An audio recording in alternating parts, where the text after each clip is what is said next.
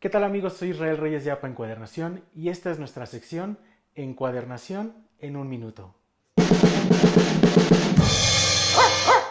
Hoy te voy a enseñar a hacer un lomo curvo. Es algo muy fácil. Vamos a necesitar una libreta cosida con cuadernillos que ya esté refinada y lista para el entapado. Además vamos a utilizar un martillo. No te preocupes, cualquier martillo te sirve. Lo que vamos a hacer es empujar los cuadernillos que están en el borde hacia afuera. No es una cuestión de fuerza, sino de técnica. Vamos a ver cómo se hace. Pongo mi mano izquierda debajo de la libreta y expongo el lomo. Con la mano derecha voy a aventar los cuadernillos hacia afuera. Hago lo mismo del otro lado.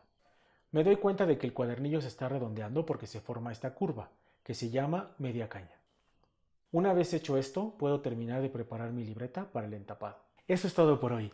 Espero que este video te haya gustado y te haya servido mucho. Recuerda, suscríbete, activa la campanita, dale me gusta, comenta y comparte. Si yo fuera tú, estaría muy al pendiente de este canal porque vienen cosas increíbles. Nos vemos por aquí pronto. Chao.